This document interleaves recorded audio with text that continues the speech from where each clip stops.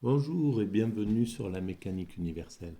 Nous sommes toujours le dimanche 20 novembre 2022 et je continue mes pérégrinations à travers cet ouvrage Albert Camus, Le mythe de Sisyphe.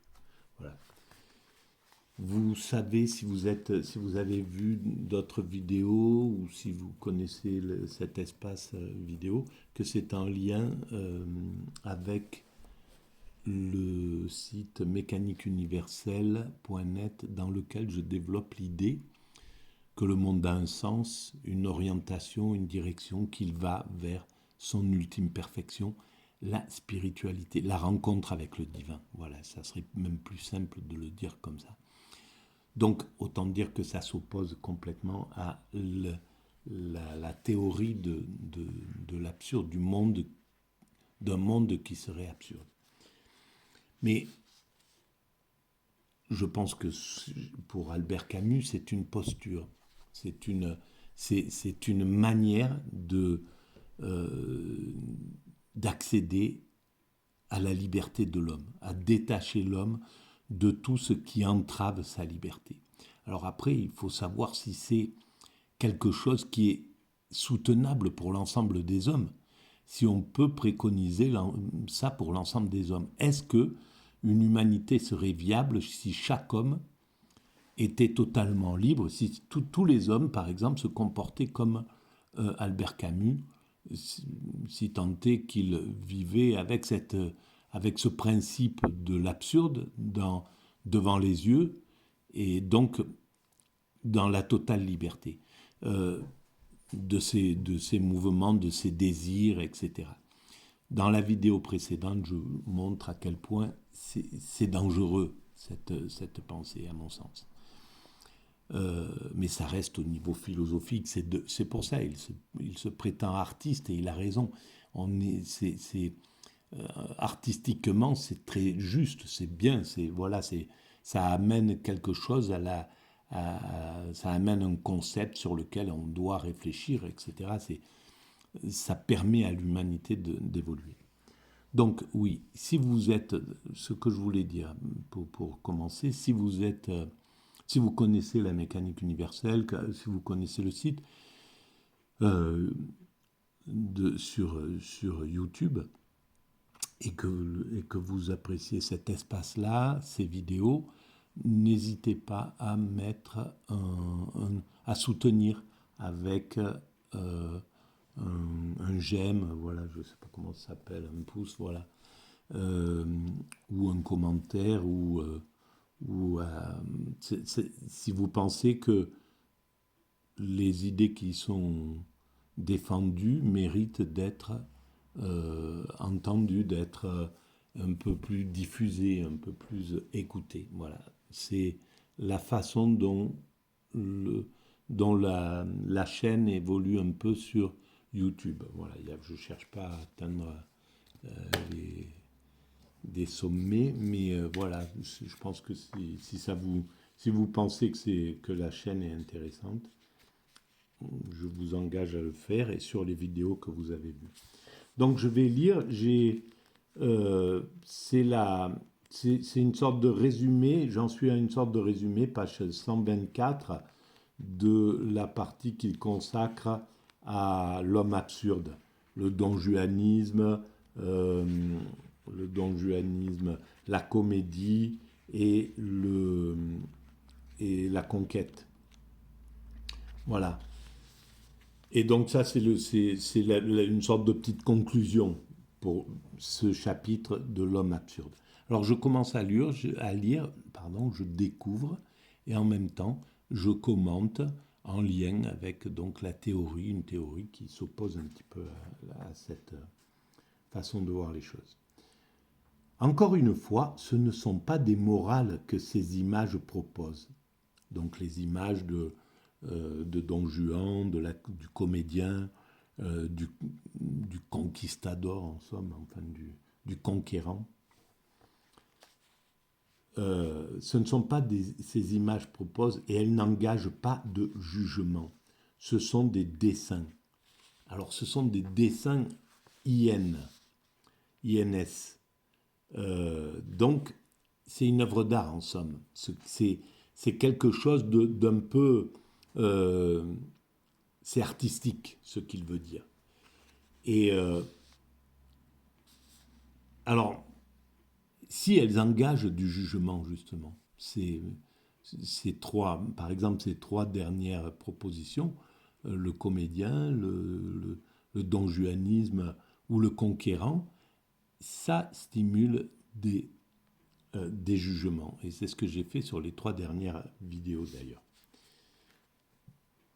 Mais ça mérite de comprendre que c'est un dessin. Je n'avais pas compris. Moi, je pensais que Albert Camus était vraiment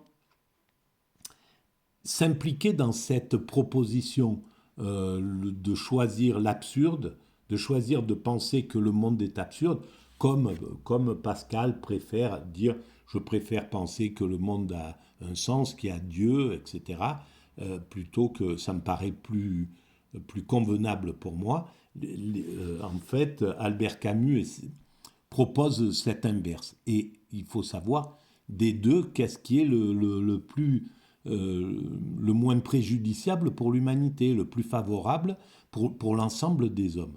Selon moi, c'est le fait de préconiser qu'il y a un sens, parce que tout montre qu'il y a un sens à l'humanité, que l'humanité a un sens, qu'il y a du divin, à mon sens. Hein. Voilà, c'est ce que j'essaie de démontrer sur la mécanique universelle et de façon pragmatique.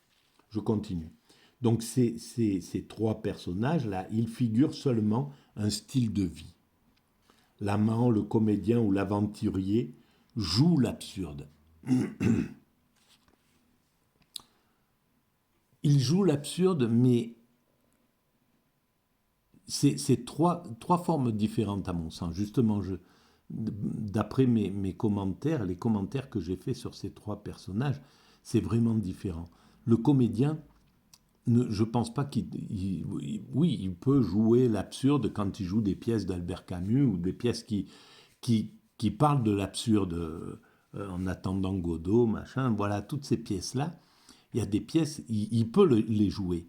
Mais le comédien se sait utile à l'humanité, se sait inclus dans une aventure humaine, se sait inclus dans l'aventure du théâtre qui a un début, un moment et qui va vers quelque chose. Donc, il sait que le monde a du sens, en somme. Don Juan, ça serait peut-être celui qui l'ignorerait le plus, finalement. Parce que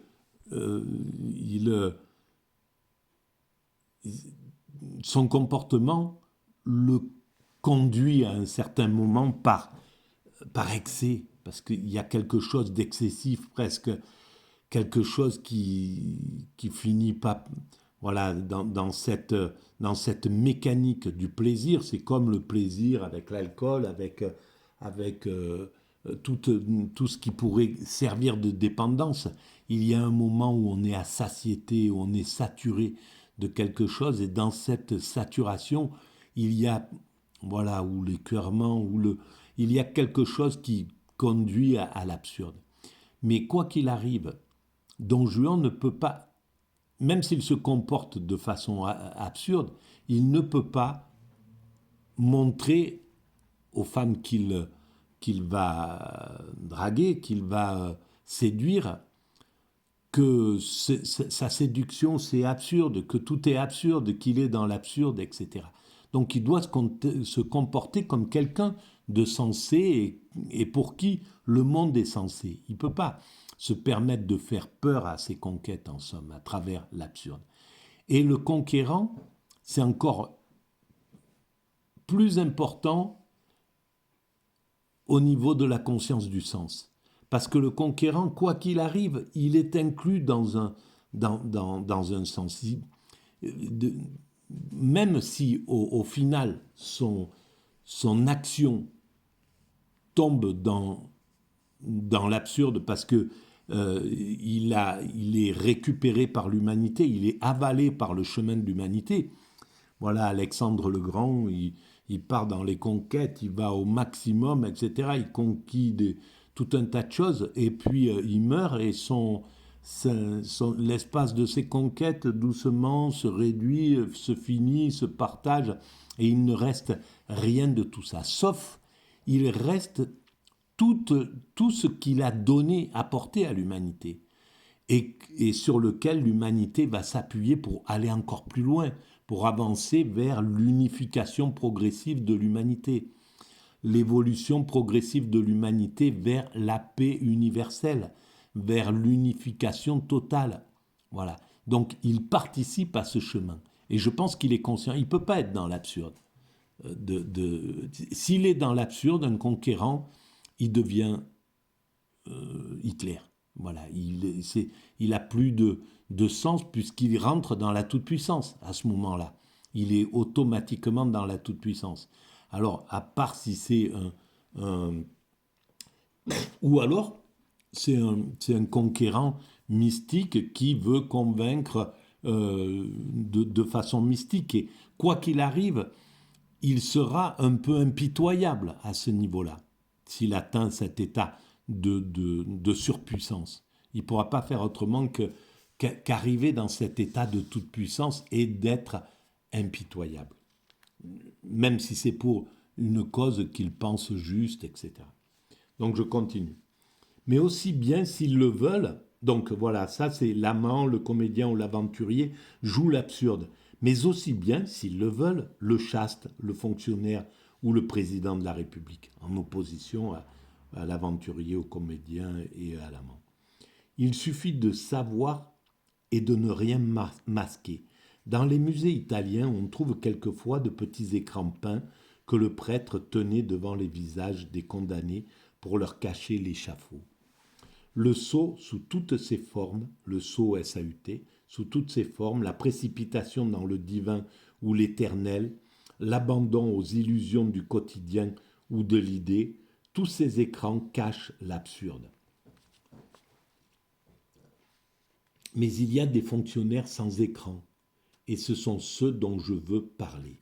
Donc en fait, il pense que l'absurde peut toucher tout le monde. Le choix de l'absurde, puisque là, on est bien dans une posture de l'absurde. Ce n'est pas un absurde qui vous tombe dessus, vous terrasse et vous pousse au suicide. C'est un absurde conscient. Voilà. Alors, est-ce que le fonctionnaire va rechercher ce genre de choses? Est-ce qu'il va y penser?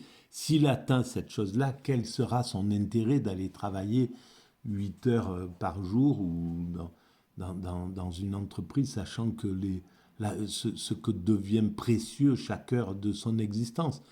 Quand on touche l'absurde, on connaît, on arrive à comprendre qu'on ne doit rien donner à l'absurde de sa vie. Quel est l'intérêt de cela pour la majorité humaine? Voilà, c'est ça. Il vaut mieux garder le sens, en fait. Alors après, en dehors d'accepter un bouleversement inouï, mais si c'est préconisé pour l'ensemble humain refusera de participer à ce monde tel qu'il propose les choses en réalité, le monde matérialiste. Donc je continue. J'ai choisi les plus extrêmes. À ce degré, l'absurde leur donne un pouvoir royal. C'est ce qu'il pratique, c'est ce qu'il a pratiqué dans sa vie. Et donc c'est clair que ça lui a donné à Albert Camus un pouvoir royal, finalement. Et il avait raison de le penser comme ça. Il est vrai que ces princes sont sans royaume. Voilà, c'est un pouvoir royal, mais il n'y a pas de royaume. Le seul royaume, c'est les gens sur qui on a de l'influence. Les gens sur... Donc, son royaume, à Albert Camus, c'est ses femmes, ses maîtresses, ses compagnons de route, ses lecteurs, voilà. C'est ça, en fait, qui sont là. Mais son royaume s'arrête à ce niveau-là. Mais ils ont cet avantage sur d'autres qu'ils savent que toutes les royautés sont illusoires.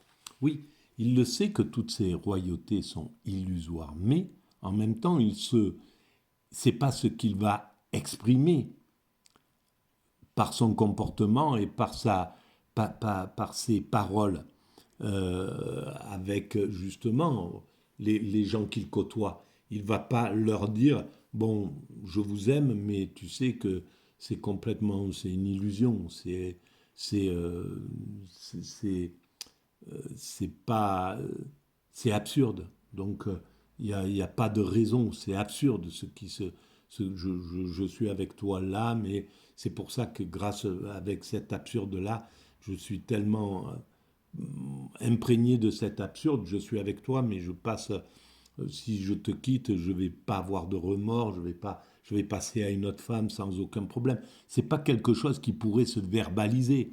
En fait, il faut montrer une autre image de soi dans la vie réelle, dans l'organisation. Donc, en fait, c'est une posture. C'est pas quelque chose de si profond que ça, en fait, à ce niveau-là. Donc, ils savent, voilà toute leur grandeur. Ils parlent de lui, ils savent qu'ils sont dans l'illusion, ils savent euh, tout est, que tout est illusoire.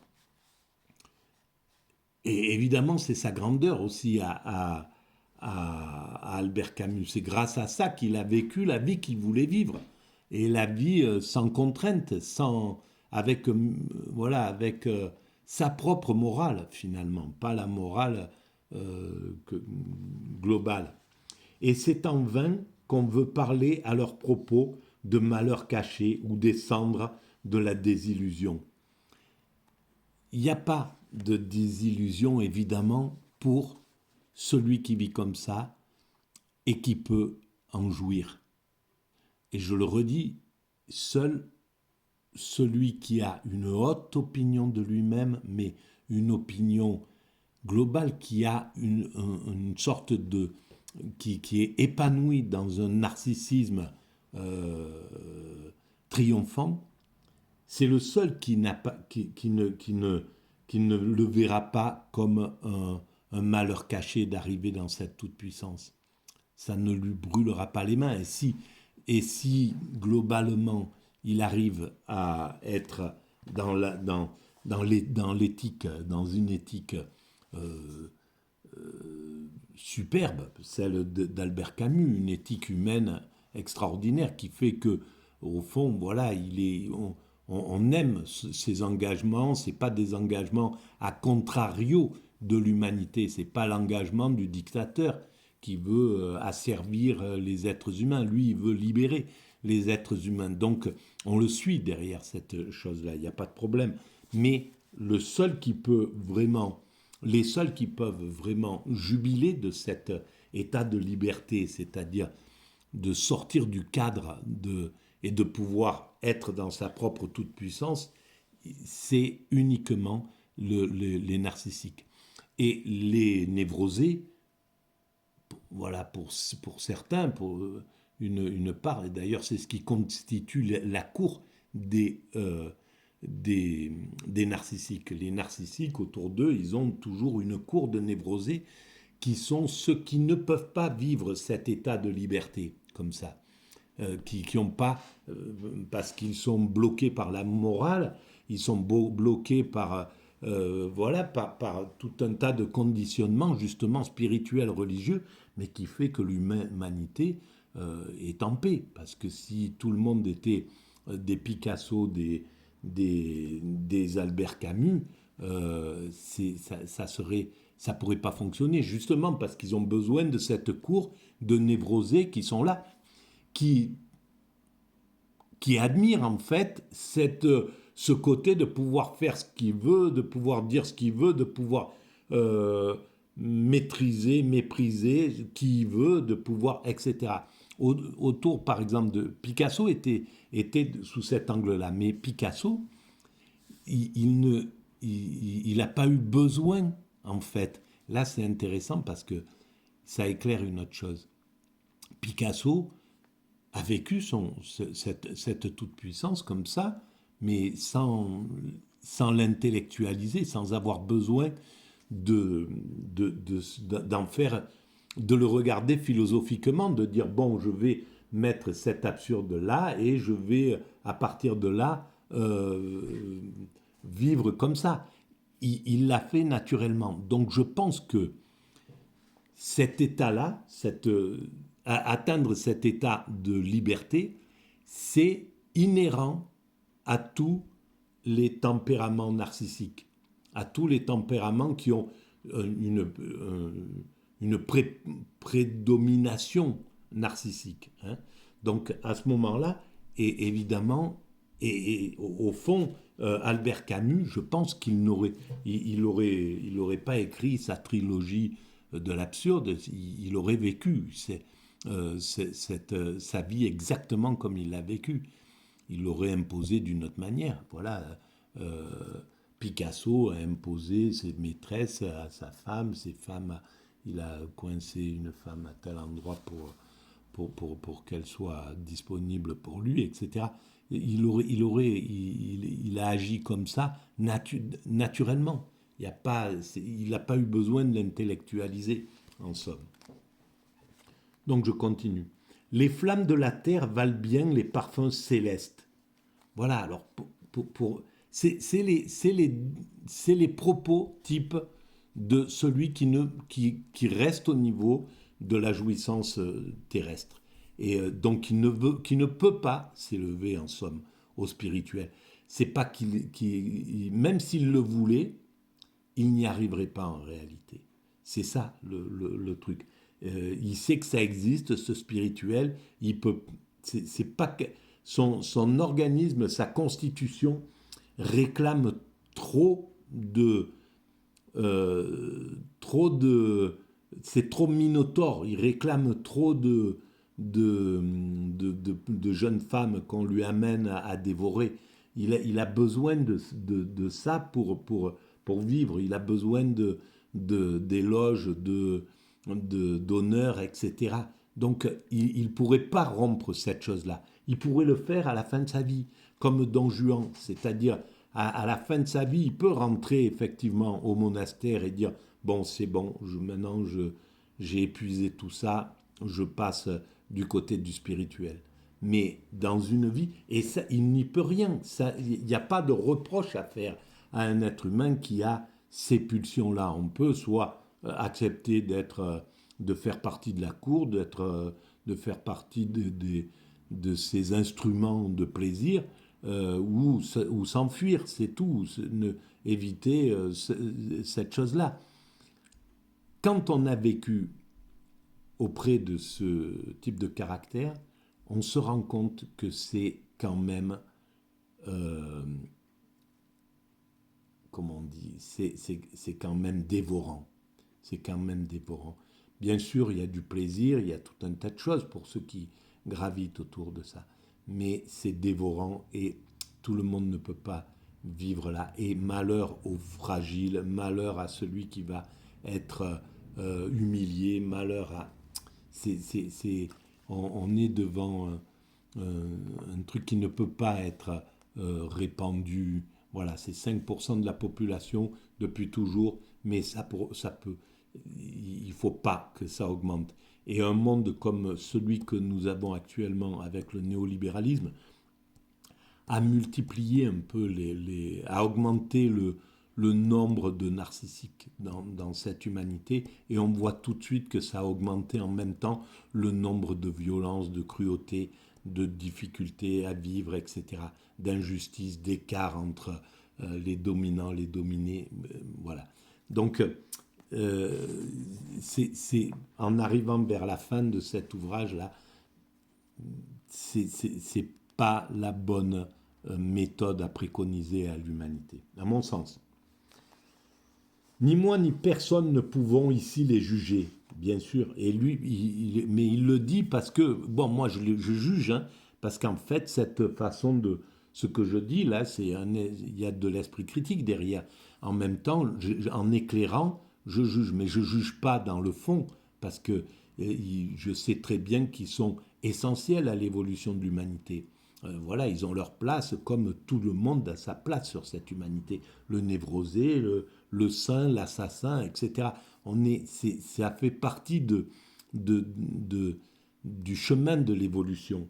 Mais quand il dit lui, ni moi ni personne ne pouvons ici les juger, ça veut dire ne me jugez pas parce que je suis là-dedans. Je suis inclus dans cette chose-là. Et en fait, c'est juste le principe du narcissique qui ne veut pas être jugé quoi qu'il arrive. Il veut pouvoir vivre sa pleine liberté, même si c'est un peu au détriment des autres ou beaucoup au détriment des autres. Quoi qu'il arrive, il veut vivre sa pleine liberté. C'est tout et il n'y a pas à discuter. Il ne veut pas être jugé sur ça.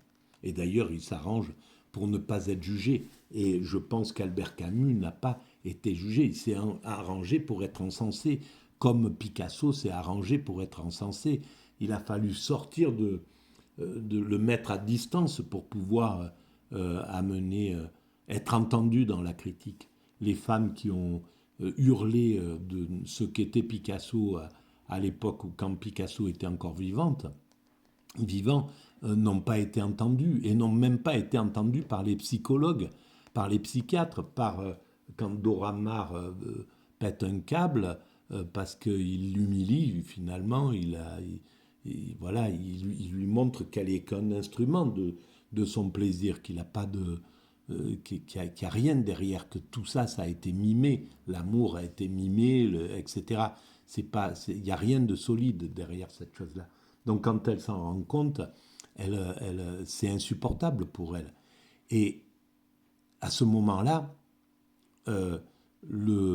son psychiatre, qui était un psychiatre connu évidemment, va la soigner elle, alors que c'était un ami de Picasso, mais au lieu d'aller soigner Picasso, elle soigne les victimes. Et en fait, cette humanité, elle soigne les victimes du narcissique. Elle ne soigne pas le narcissique, parce que le narcissique, il est totalement bien acclimaté à ce monde, dans sa façon de se comporter. Et donc, moi, je pense que voilà, c'est quelque chose qui doit se réduire. Plus on réduit le narcissisme dans l'humanité, donc plus on éclaire au narcissique son comportement, et donc ça réduit le nombre de narcissisme, la densité du narcissisme, et en réduisant, on réduit la violence dans l'humanité. Quoi qu'il arrive, c'est quelque chose qui ira vers son extinction. Le narcissisme est destiné à être à son extinction. Mais quand on s'approchera de la perfection, peut-être dans quelques siècles, voilà. Je continue. Il ne cherche pas à être meilleur, il tente d'être conséquent. Voilà, on parle du philosophe absurde, hein, de l'absurde, de celui qui est dans l'absurde. Il ne cherche pas à être meilleur, il ne veut pas être meilleur, il veut être lui-même. C'est tout, et il a raison dans ce sens-là. C'est tellement... Voilà, il est en plein dans son égoïsme, et pourquoi pas, c'est comme ça. Après qu'il même me suive dans cette chose-là. On est obligé de le constater, cette chose. Il tente d'être conséquent. Si le mot sage s'applique à l'homme qui vit de ce qu'il a, sans spéculer sur ce qu'il n'a pas, alors ceux-là sont des sages. Et non, voilà, alors c'est parce qu'en même temps, il y a toujours derrière ces phrases d'Albert Camus, il y a toujours donc une justification, je ne veux pas être jugé, on n'a pas à me juger, etc. Et en même temps, regardez mon intelligence, je suis intelligent, je suis sage, il veut être du côté de ceux des qualificatifs qui sont donnés en réalité au monde spirituel, au monde qui est à l'opposé justement de lui, au saint. C'est le saint qui est sage, c'est celui qui va aller justement vers la contemplation, qui va maîtriser ses pulsions, qui va comprendre qu'elles sont sans fin, qu'on ne peut pas les assouvir, etc. Qui a compris, c'est lui qui est intelligent, c'est lui qui est sage dans cette chose-là. Mais lui, Albert Camus, il est sage dans sa partie. En tant que narcissique, il est sage. Il va pas contrarier sa nature. Sa nature, c'est celle-ci, c'est d'être, de vivre dans cette pleine liberté. Eh bien, oui, effectivement, il a la sagesse de celui qui va s'organiser pour vivre sa pleine liberté. L'un d'eux conquérant, mais parmi l'esprit, Don Juan, mais de la connaissance, comédien, mais de l'intelligence. Alors l'un d'eux conquérant, mais parmi l'esprit, il est sage parmi l'esprit, le conquérant. Don Juan, alors l'un d'eux conquérant, mais parmi l'esprit, Don Juan, mais de la connaissance, comédien, mais de l'intelligence, le sait mieux que quiconque. Voilà. Bon, bref, c'est des auto-éloges. On ne mérite nullement un privilège sur terre et dans le ciel lorsqu'on a mené sa chère petite douceur de mouton jusqu'à la perfection. On en... Ben oui, ouais, bien sûr. Et donc, c'est typique du... Je découvre en même temps, c'est typique du narcissisme. Le mépris du mouton, le mépris du subalterne, de l'autre qui n'ose pas, qui ne peut pas être le narcissique. Et ça, c'est incroyable, quoi. C'est fou. C'est comme quoi on ne peut pas tricher avec son écriture, avec ses propos, c'est impossible. Et celui qui triche encore le moins, c'est le narcissique. Le narcissisme, il révèle tout en fait. C'est hallucinant ce genre de choses. Et c'est génial parce que ça fait une œuvre très très importante pour l'humanité, cette œuvre-là. Comme l'œuvre de Picasso, elle révèle complètement sa nature, son état d'esprit, son âme. Ça, c'est clair et net, quoi. Sa chère petite douceur de mouton jusqu'à la perfection. Donc je relis, on ne mérite nullement un privilège sur terre, et c'est affreux de pouvoir dire ça. Et dans le ciel, lorsqu'on a mené sa chère petite douceur de mouton jusqu'à la perfection. Alors c'est là où, parce que si, et celui qui a cette conscience d'amener sa petite douceur de mouton, d'être un petit rouage de la chaîne, la plupart des êtres humains, chez les plus humbles justement, ceux qui ont le moins de testostérone, le moins de narcissisme, quand ils parlent, quand on les entend à la télévision ou quoi que ce soit, ils disent, moi je viens, c'est parce que je veux que les gens sachent pour pas qu'ils vivent ça. Donc ils sont fraternels, ils pensent aux autres, c'est des moutons évidemment, ils s'adoucissent pour pas être des loups, pour pas faire un monde de loups, ils acceptent d'être dans un monde de moutons, même si ils peuvent pas faire autrement. Mais en tout cas, ça mérite pas qu'on ne mérite aucun privilège. Au contraire, ils méritent tous les privilèges justement. Voilà, le névrosé, c'est l'avenir de l'humanité. Donc les médailles, c'est là qu'elles doivent être posées. Et alors, évidemment, aucune grande chose ne se fait sans ses pulsions, sans narcissisme, etc. Tout ça, c'est très important pour construire l'humanité. Et c'est ça qu'on gratifie aujourd'hui. Et c'est légitime, puisqu'on voilà, on fonctionne sur ce modèle-là. Mais c'est pas c'est pas le summum. Et c'est pour ça qu'en Inde ou ailleurs, celui qui va être vraiment vénéré, c'est celui qui abandonne tout et qui part sur la route. Ici, on le traite de mendiant, là-bas, on en fait un saint. En islam, celui qui est le sage, le soufi, qui est planqué au milieu d'un petit village en train de faire des sabots ou quoi que ce soit, et que tout le monde vient voir. Les musulmans savent qu'il est le sommet, qu'il est au sommet. Voilà. L'Occident ne sait plus qu'il est au sommet. celui-là. Dans le monde juif, ils savent qu'il est au sommet, le plus grand spirituel. Même, ça ne sera jamais le plus grand milliardaire qui sera vénéré. Parce que dans le judaïsme, la spiritualité est encore au pinacle. Dans l'islam, la spiritualité est encore au pinacle. Dans le bouddhisme peut-être aussi, et dans l'hindouisme également.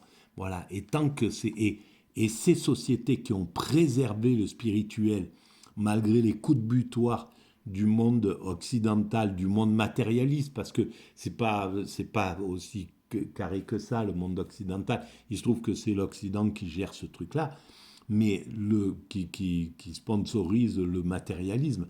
Mais ce matérialisme-là, il veut démolir tout ça. Et le monde spirituel résiste.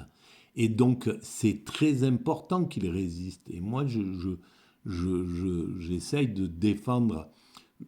Attention, je défends les vrais spirituels, pas les spirituels de combat. Après, chacun son truc. Dans les, voilà, il y a les révoltés de tous les côtés. Il y en a qui vont faire pour de la révolte ou quoi que ce soit. Mais en tout cas, ce qui est sûr, c'est que le monde encore spiritualisé préserve contre vents et marées et en se défendant bec et ongle le spirituel, malgré le fait que le monde matériel voudrait l'anéantir. Et le monde matériel voudrait l'anéantir parce qu'il est narcissique actuellement. C'est le monde narcissique qui veut faire tomber, qui voudrait castrer complètement le monde spirituel, en fait. Et quand on écoute les vrais, les plus virulents des laïcs et des bouffeurs de spiritualité, ce sont des narcissiques, des caractères narcissiques. Et donc, ils ne peuvent pas supporter, au fond, ce qui va entraver leur liberté de vivre comme ils veulent vivre, ce qui vont entraver leur pouvoir, qui vont entraver leur pulsion, qui vont entraver leur désir de toute puissance. Et donc, ils luttent contre, mais à pure perte, parce que le spirituel, c'est lui qui monte. Hein. Voilà, là, j'ai lu un article, les jeunes sont de plus en plus spirituels, mais évidemment, parce que c'est juste parce qu'ils sont plus intelligents, c'est que de l'intelligence, ils sont moins dérangés par leurs pulsions et donc ils voient plus la logique des choses. En fait, le narcissique, il est complètement englué dans ses pulsions et il ne peut pas voir le spirituel, évidemment. Donc je vais finir après cette charge de cavalerie. Donc on ne mérite nullement un privilège sur terre et dans le ciel lorsqu'on a mené sa chère petite douceur de mouton jusqu'à la perfection. C'est quand même, c'est hard. Hein. On n'en continue pas moins à être au meilleur car un cher petit mouton ridicule avec des cornes et rien de plus. En admettant même que l'on ne crève pas de vanité et que l'on ne provoque pas de scandale par ses attitudes de juge. Purée. Là, ça me convainc de toute l'agressivité que j'ai eue dans les vidéos précédentes vis-à-vis de la façon un peu virulente que j'ai eue contre Albert Camus. Parce que ça a effleuré ce sentiment-là, derrière ce que je viens de lire là. C'était là, il y a ce mépris de l'autre. Et voilà. Donc, je regrette pas en somme cette chose-là. Ça n'empêche pas que je vais aller vers la concorde j'avance vers ça avec Albert Camus parce que je sais l'intérêt qu'il a pour l'humanité en même temps. Donc je continue. Il fallait en tout cas restituer au raisonnement absurde des visages plus chaleureux. Ben ouais, parce que ça l'arrange, oui, évidemment. L'imagination peut en ajouter beaucoup d'autres, rivés au temps et à l'exil qui savent aussi vivre à la mesure d'un univers sans avenir et sans faiblesse.